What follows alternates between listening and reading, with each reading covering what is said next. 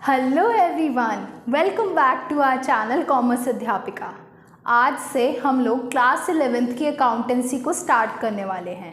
अभी तक हम लोग बिजनेस स्टडीज़ का सिलेबस कवर कर रहे हैं for both 11th and 12th, जो कि कंटिन्यू रहेगा, लेकिन हम साथ में अकाउंटेंसी को भी अब डील करना स्टार्ट करेंगे।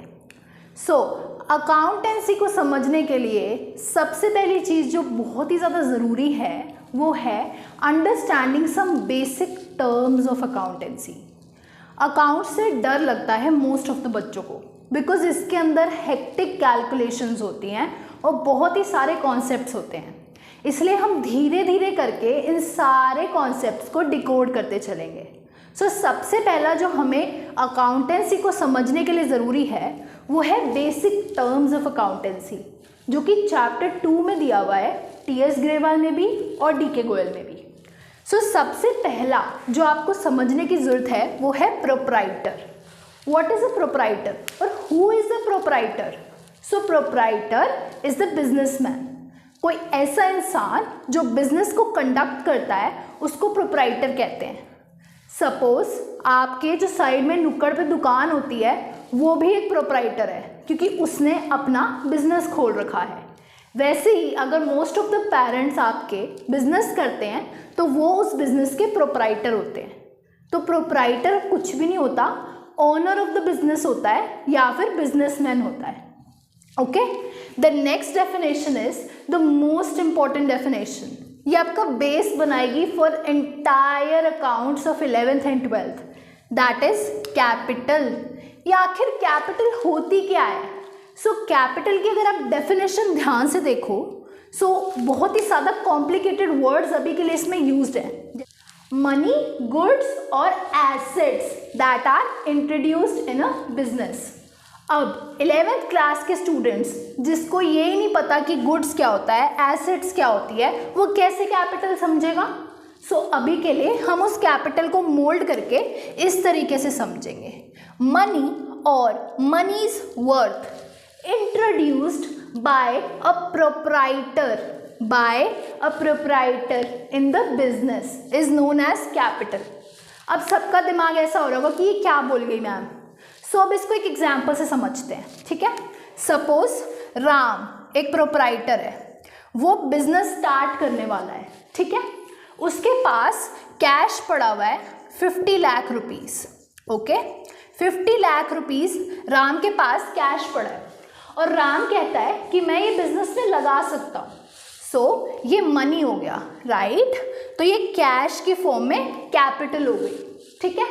बट राम ये कहता है यार मेरे घर पे ना एक्स्ट्रा एयर कंडीशनर पड़ा है प्लस एक्स्ट्रा फर्नीचर पड़ा हुआ है जिसकी वैल्यू ना 20 लाख रुपए है, मैं वो भी बिजनेस में यूज़ कर लेता हूँ, ठीक है।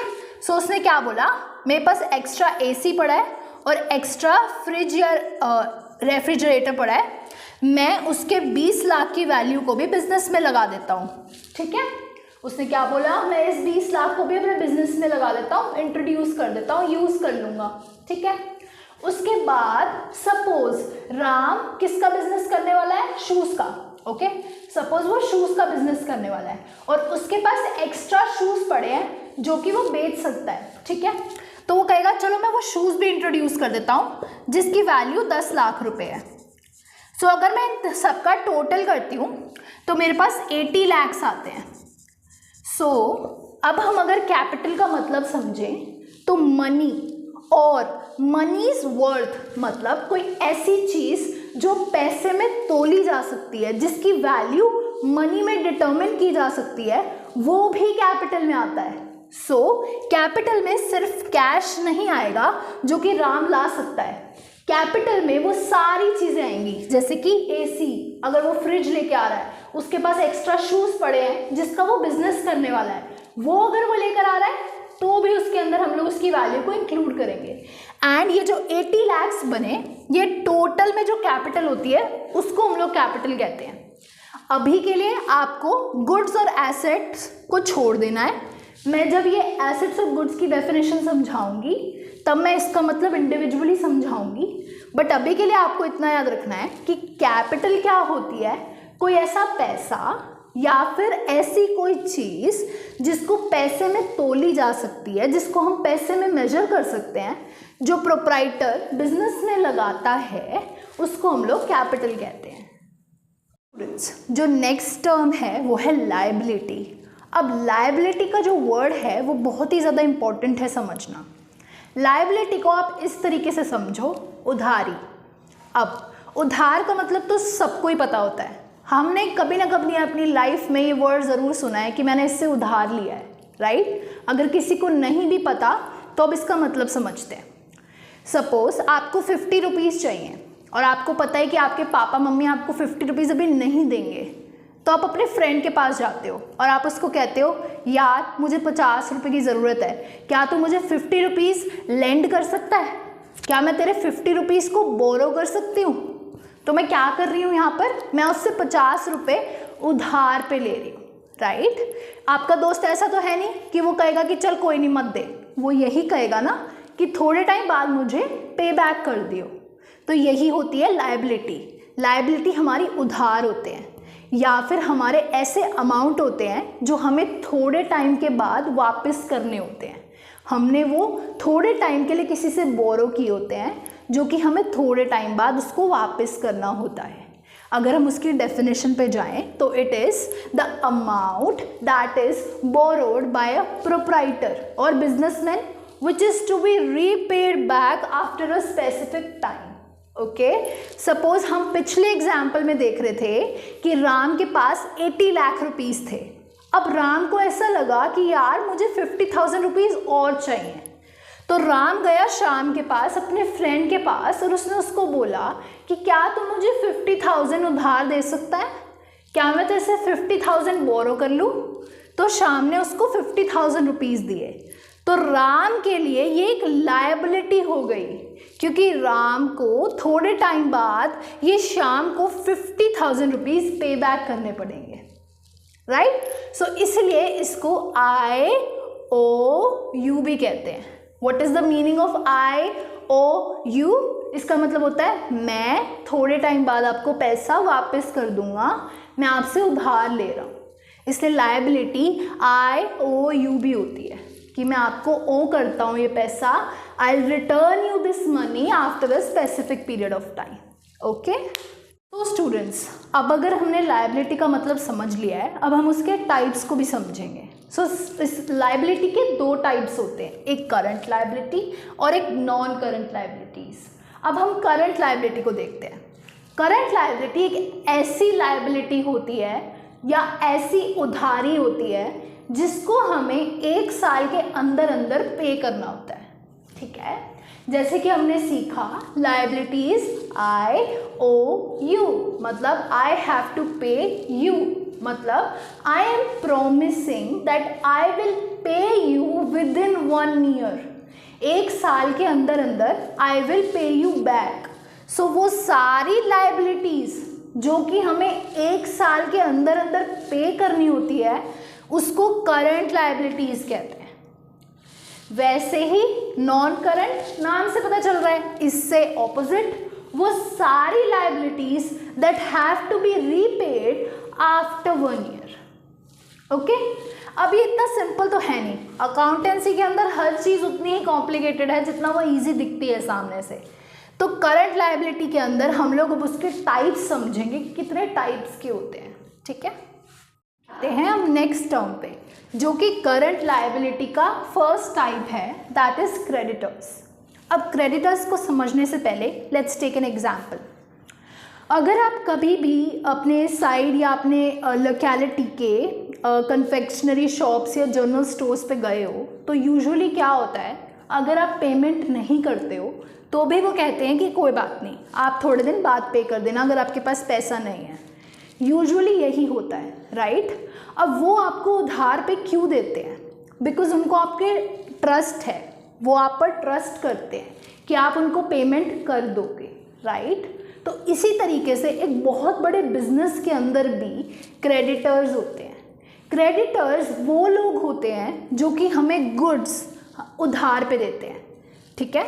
So a person from whom good is purchased on credit. अब ये क्रेडिट वर्ड का क्या मतलब है?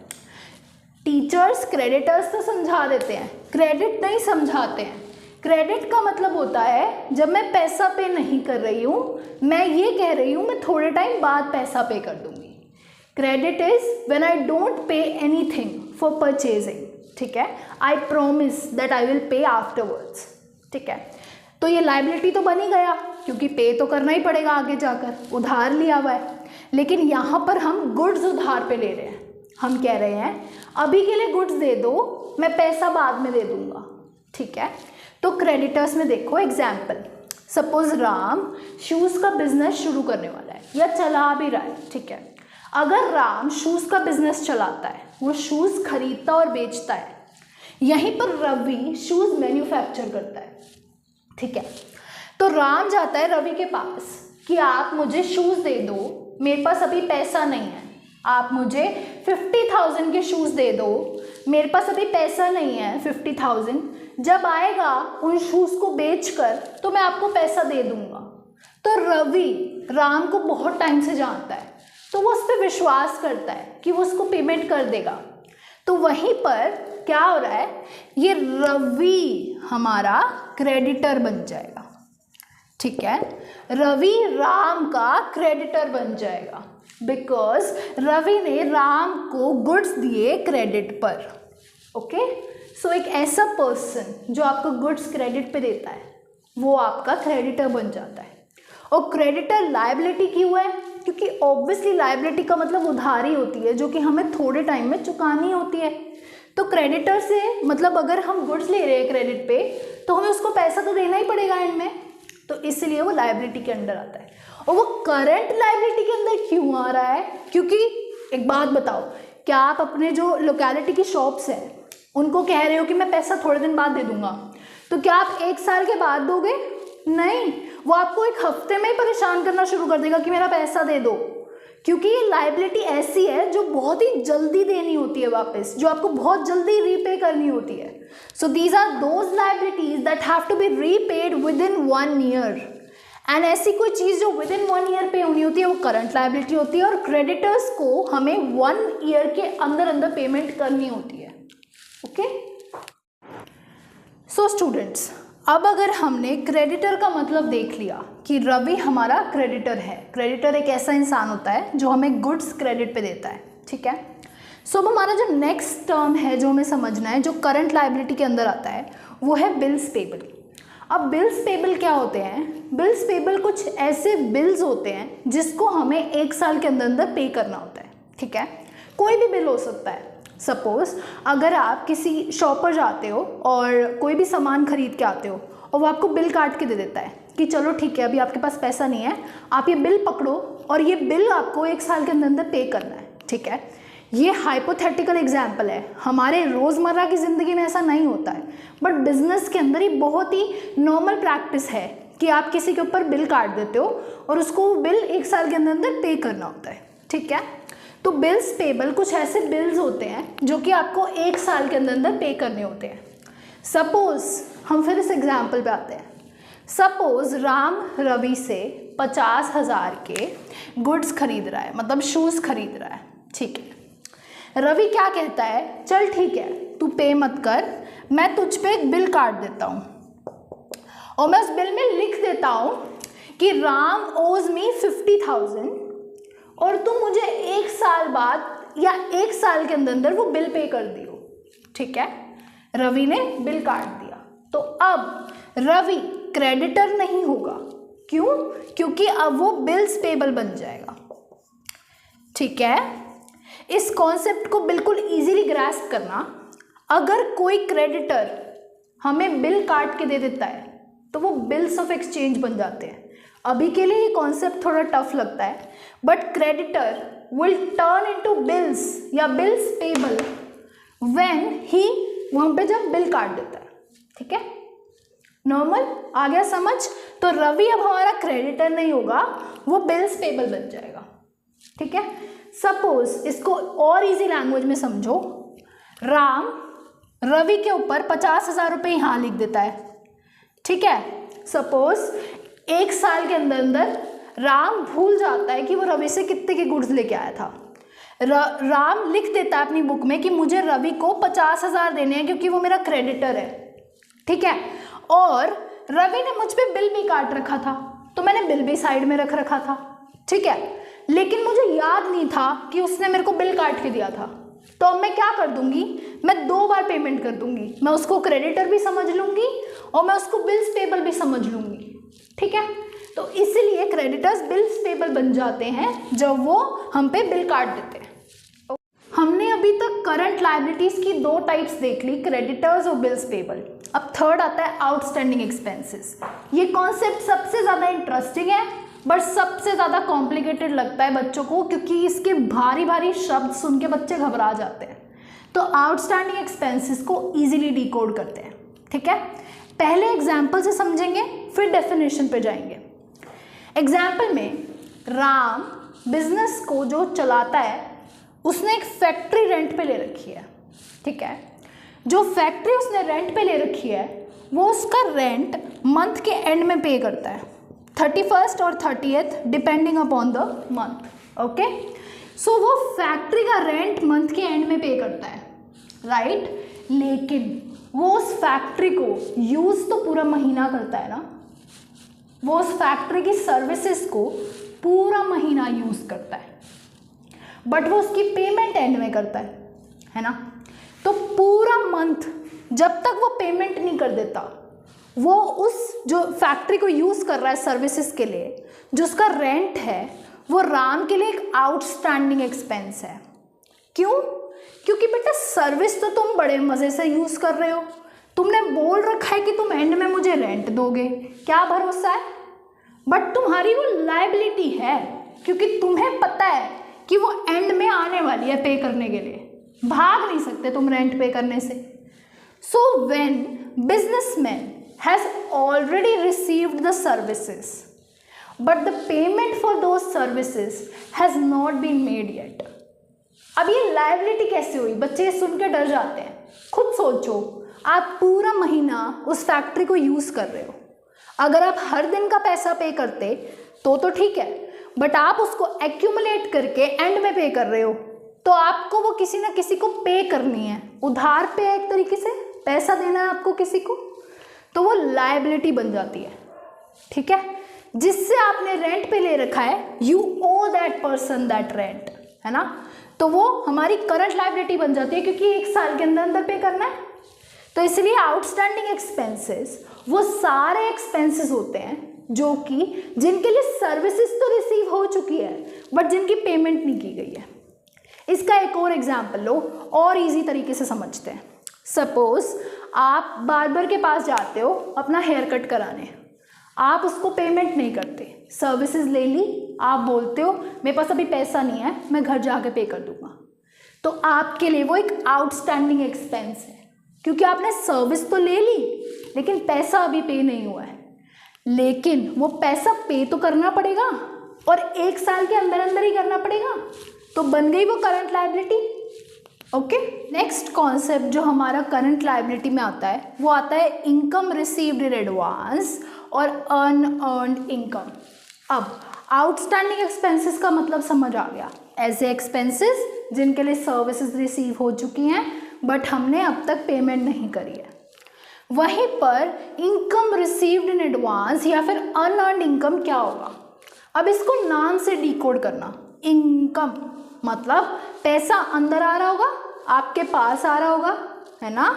तो अगर मेरे पास पैसा आ रहा है बट वो सर्विसेज जो मैंने अब तक दी नहीं है बट उनके लिए पैसा आ चुका है, वो होती है income received in advance. Confusion हो रही है? फिर से देखते हैं। वो एक्सपेंसेस का क्या मतलब होता है? जो पैसा बाहर जाता है ना। अगर आप कोई एक्सपेंस करते हो तो उसका क्या मतलब होता है? पैसा is going out of the business, है ना। तो वो सारे एक्सपेंसेस जो मैंने अब तक पे नहीं करे हैं बट मैंने सर्विसेज ले ली हैं, वो क्या होते हैं? Outstanding expenses. अनअर्न्ड इनकम क्या है? पैसा अंदर आएगा, सर्विसेज बाहर जाएंगी, है ना। वो सारा पैसा जो मैंने ले लिया है बट जिनके लिए मैंने सर्विसेज पे नहीं करी है अब तक, वो होता है इनकम रिसीव्ड रेंट रखा है। वो ये कहता है मुझे मंथ की स्टार्ट में रेंट दे दो, ठीक है। वो कहता है मंथ की स्टार्ट में रेंट दो, फिर मेरा लैंड जितना यूज करना है करते रहना, ठीक है। सो इनकम मेरे पास पहले आ रही है, बट मैंने अब तक सर्विसेज नहीं दी है लैंड की, है ना, वो तो मैं पूरे मंथ में दूंगी, बट मैंने इनकम पहले ले ली। वो इनकम मुझे ऐसी सर्विसेज के लिए रिसीव हुई है जो मैंने अब तक दी नहीं है, वो होती है मेरी इनकम रिसीव्ड इन एडवांस्ड और अनअर्न्ड इनकम। अब सबको ये कंफ्यूजिंग लगता, मुझे भी लगता था यार अगर ये इनकम है और पैसा अंदर आ रहा है तो लायबिलिटी कैसे हुआ। लायबिलिटी तो वो होता था जो हमें उधार देना होता था, मतलब हमें पे करनी होती थी किसी को, ये तो उधार होता था। बिल्कुल इजीली इस चीज़ का कॉन्सेप्ट समझना। लायबिलिटी में वो सारी चीज़ें जो हमें कभी वापस पे करनी पड़ेंगी किसी भी फॉर्म में, यहाँ पर वो सर्विसेज हैं। मैंने पैसा तो ले लिया बट सर्विसेज तो देनी है ना कहीं मुझे अपने दिमाग में ये याद रखना पड़ेगा कि यार मैंने उस इंसान से पैसा ले लिया है, मुझे वो सर्विसेज उसको वापस करनी पड़ेंगी। इसीलिए एक लायबिलिटी बन जाती है, because I owe that person the services even if I have taken his money, right? I have to give the services against that money that I have taken in advance, right? So that is why it is a liability. Okay? So बेटा जो last current liability हम समझने वाले हैं वो है bank overdraft. इसको समझना बहुत मज़े आने वाले हैं। बैंक ओवरड्राफ्ट का मतलब होता है जब एक बिजनेसमैन जितना उसके अकाउंट में पैसा पड़ा है उससे एक्सेस में बाहर निकाल लेता है, उसको हम बैंक ओवरड्राफ्ट कहते हैं। एग्जाम्पल देखते हैं। सपोज राम के बैंक अकाउंट में 50,000 रुपये थे, ठीक है। राम के बैंक अकाउंट में 50,000 रुपये थे। राम को ज़रूरत थी 55,000 की। तो राम के अगर बैंक अलाउ करता है कि वो ज़्यादा पैसा निकाल सकता है तो राम अपने बैंक अकाउंट में से 55,000 रुपये निकाल लेता है। कि राम अपने बैंक अकाउंट में से 55,000 बाहर निकाल लेता है, ठीक है।